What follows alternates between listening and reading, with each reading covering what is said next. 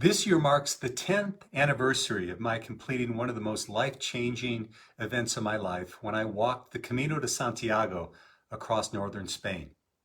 In fact, so many of those lessons still stay with me to this day, and one in particular that I want to share with you today. Hi everyone, Chris Natzke here with Black Belt Leadership Speaking and Coaching with your Mind of a Champion tip of the week. The Camino de Santiago. For those of you who aren't familiar with it, it's a 500-mile walk across northern Spain. It actually had its origins back in the early church days when people were actually asked to do this 800-kilometer walk as a means of penance.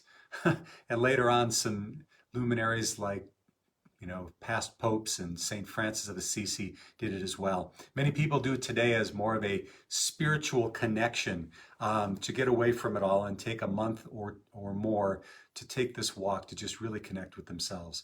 And that's really the reason that I did it back in May of 2014. And in fact, June 1st will mark the day that I came into Santiago and completed that journey after walking about 17 to 18 miles per day and really taking not only a journey across Spain, but a journey within.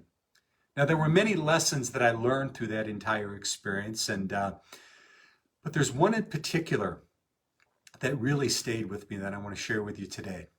You know, it's often been said that the way you do the Camino is generally how you do life. And that was no exception for me. In fact, for the first 2 weeks of doing my Camino, I basically treated it as an athletic endeavor. I was up every morning at 5 a.m. I was on the trail at 6, right at sunrise, so that I could get to my next destination. And I would map out how many kilometers that I wanted to walk that day. And it was a goal that I was trying to achieve each and every day to get there as soon as I could. In fact, many days I would walk by noon as many as what many of the pilgrims, or the peregrinos as we're called, had walked in an entire day. Now, a lot of those lessons that I learned in terms of setting goals and achieving them have really served me. They've served me in my athletic football career. They've served me as a martial arts master and instructor. So there's nothing wrong about that. But there's also times in life that I think we can be so set on achieving the next goal that we don't get in touch with the present moment. So on this one particular day, I'd gotten up early like I had every day before, about 2 weeks into my journey, and I was walking into a small village that was literally just waking up. And as I walked by this one door, something caught my eye. And I went around 10 more paces, but then I walked back, and there it was. It said refuge for the peregrinos, resting place for the pilgrims. And I began to walk in because I was curious about what I'd see, but I stopped right at the doorway. And my monkey mind started to race, thinking, this must be a tourist trap. You know, I'm going to go in there, they're going to want my money. And what if I'm late to my next destination? So anyway, all of this collaboration that was going on in my mind, I finally convinced myself to walk out and continued on my path.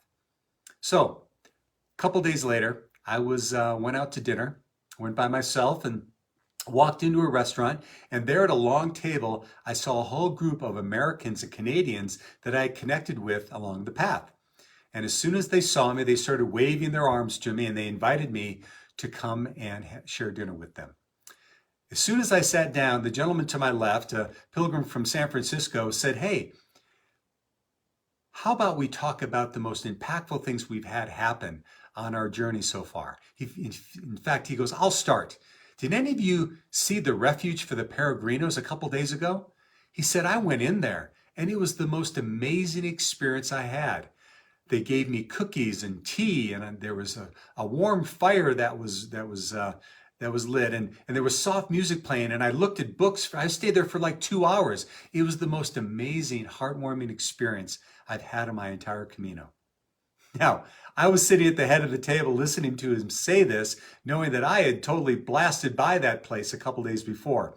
And for those of you that are my age, you might remember Fred Flintstone from the Flintstone cartoons, when he would get embarrassed and he would literally shrink right in front of someone. That's exactly how I felt. But feeling that I couldn't hide in that moment, I raised my hand. I said, "Listen, I need to confess something." And I told the whole story on how several days before I had blown right by it. And in that moment, I made a commitment not only to myself, but to them, and said, from now on, for these next 2.5 weeks of my journey, I'm going to slow it down. I'm going to slow down. I'm going to stop for lunches. I'm going to meet people. I'm going to just be more present and not worry about getting to the next destination. And that, my friends, is where the magic started happening for me on the Camino.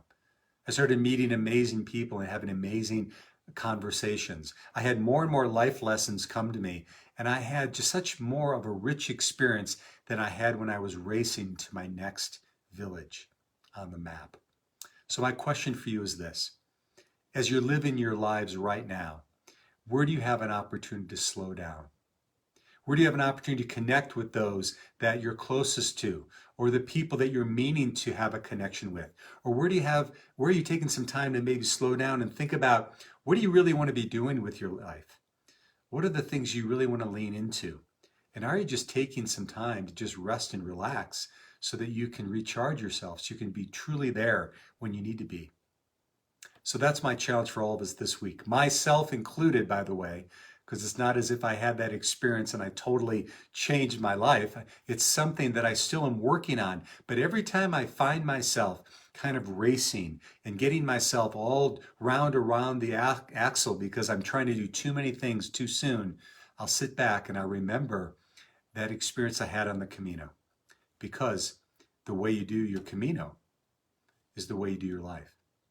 So there you are, my friends. There's my message for you today. I hope it helps.